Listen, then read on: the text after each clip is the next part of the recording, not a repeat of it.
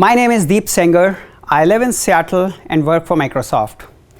As a matter of routine, I went for a morning jog followed by yoga. Then I had a call with my team which develops enterprise level apps.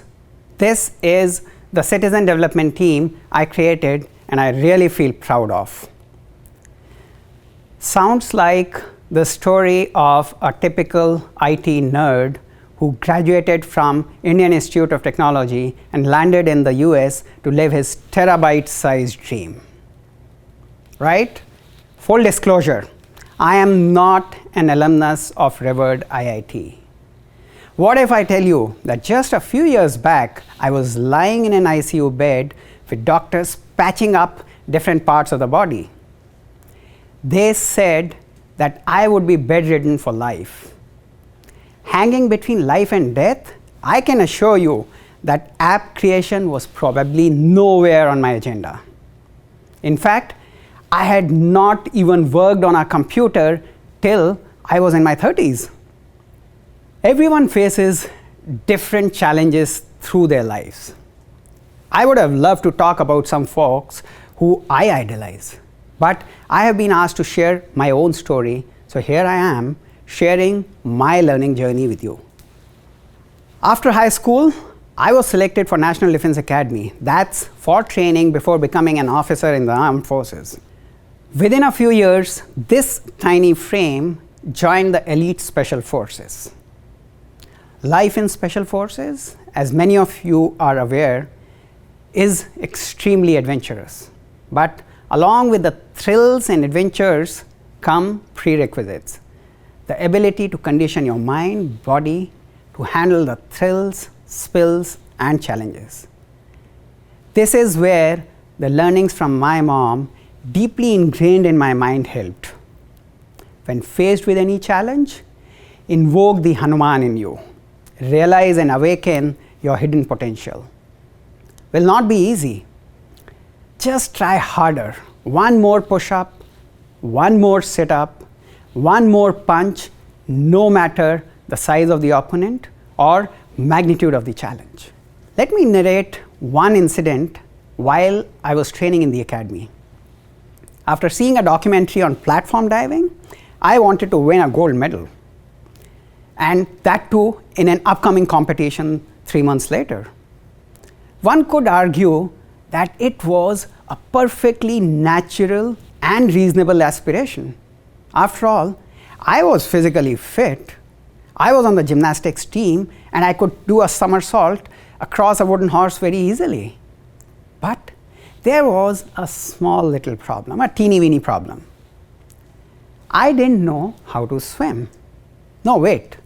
Maybe I should be more specific here. The problem was not that I couldn't swim. The problem was that I was a dead sinker, like a stone thrown in water. I clearly remember the day when we were taken to the pool for our first swimming class. All dead sinkers like me, they were actually thrown into the water. I had never entered a swimming pool before that day, much less learned swimming. I still remember the panic as I tried to keep my head above water, splashing water with my hands while the body weight pulling me down. It felt like an eternity. Once I had drunk enough water, I actually started drowning. But I was keeping my eyes wide open. I was looking for something. Finally, I saw one end of the bamboo pole. It was thrust into the pool so that I could hold on to it, and the lifeguard who was holding the other end of the pole pulled me out as I hung on for dear life. A deep sense of relief filled me when I clutched that pole. The contrast between the overwhelming fear and the sense of calm once I spotted the pole is so memorable that I can feel the pole pressing into my palm as I speak right now. I learned the importance of what I now call the magic wand. Coming back to my dream. After enough deliberation, I approached the swim instructor and asked him, to teach me diving. Much as I expected him to, he didn't laugh in my face. Instead, he asked me to perform a single flip into the water as a test. I looked at him and asked how I was going to get out of the water. He simply smiled and pointed to the side.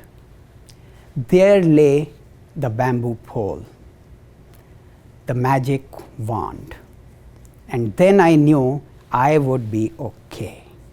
I must have done well in that one dive, as I was immediately asked to join the diving team, and then started the rigorous practice. With one instructor always standing by with the magic wand, and I have to tell you, nothing had changed. Nothing had changed the fact that I still couldn't swim. The fear didn't go away. The fear never went away. Not a single time I trained for the next 3 months. But I always had a deep underlying knowledge that it would be all right, because the magic wand would be there to fish me out if I needed. It wasn't easy. Perfect dives eluded me for quite some time. I belly flopped, back flopped countless number of times. Had my breath knocked out with every incorrect entry in the water. Every inch of skin on the body was sore, but I knew that the pain was temporary. I was lucky to get the right support system. My swimming instructor, that's him in the center, and I am on the side. He was crazy enough to give me a chance. He wasn't seeing a dead sinker in me, he was seeing a potential diver. And of course, the magic wand, which gave me that confidence to dare. I did finally win the gold medal, possibly the first non-swimmer to win that medal in that competition. But what I cherished most was the journey leading up to it. The learnings of life were just beginning. Fast forward to 1998, the first time I had gotten seriously injured in combat. During a firefight, I took multiple bullets which punctured my intestine and abdomen. Docs, they just stitched me up with a colostomy bag and a urinary bag. I won't bother you with the unpleasant details of these bags, but suffice to say that it alters the way you live on a daily basis, and not in the right way. Doctors introduced me to another soldier in the hospital with similar kind of injuries. They wanted me to see how he was taking care of his colostomy in the hospital for more than a year. More than a year? I wanted to recover, and quickly. 1 year was too long. I somehow got lucky. There was a doctor, a GI specialist, who coincidentally happened to be admitted in the next room. I read up all medical literature he had on this injury. He explained the importance of patient's psychological makeup and how critical it was in expediting the whole recovery process. Well, this time I was much faster in both identifying and then purposefully grasping my magic wand. I took the friendly doctor's advice very seriously, and much to the amazement of the medical staff at the hospital, I was back with my troops within 3 months. I started with the usual training and some more. Won't call it the Groundhog Day, but I was back in combat zone in the thick of action again. And as luck would have it, I again got injured. This time, the damage being much, much more serious. A series of heroic efforts from a lot of heroes I know, and some I may never know, I managed to reach the hospital alive. Army doctors, they are not known for the bedside manners. Once in the hospital, they congratulated me for being alive, despite the loss of copious amount of blood through the bullet-riddled hip joint and the battle-scarred chest. They also told me that I would never walk on my feet again. I had the same sinking feeling of being thrown into the pool. I was 29 years old, best of physical condition, engaged, soon to be married, and just getting into the thick of my career with enough medals on my chest to last me a lifetime. And yet, paradoxically, lying in a supine position on a hospital bed, being told I shall never walk again.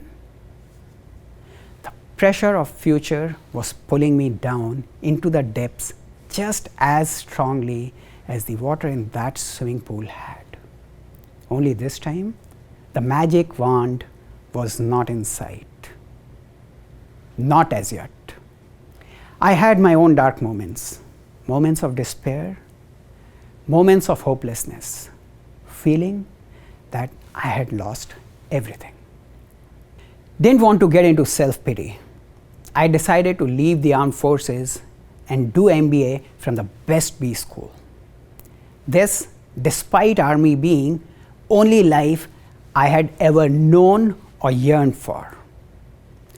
I underwent multiple surgeries, got great set of doctors who reconstructed the whole hip joint, even as I plunged myself into preparing for my career transition. I kept my focus on my studies, which also helped me keep my mind off the pain. I put in all the energy to clear CAT, the common admission test. That's the prerequisite to join the best B schools of the country. I had to relearn my math from grade 6 to grade 12, kept preparing from the hospital bed where I lay almost for 1 full year. Got help from everyone around, other patients, nursing staff, even the 8th grader son of my physiotherapist. Suddenly, there appeared to be bamboo groves growing all over the place. All magic wands within the grasping distance. It was not an easy journey, but a hugely satisfying one. Getting to the IIM Ahmedabad was one part. The more important part was how the shift of the focus to test preparation, it changed the whole perspective. After every surgery, I used to be thinking of the next chapter to be completed rather than thinking about the aches and pains which are natural after every surgery. It personally helped me in the recovery process.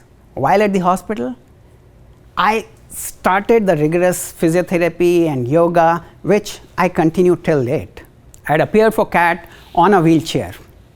By the time I joined my MBA class, I was on 2 crutches and then moved to 1 crutch thereafter. I kept working on it day in, day out. It was a long journey. 10 years post my MBA, I was able to throw away that crutch of mine, and now I have graduated to jogging.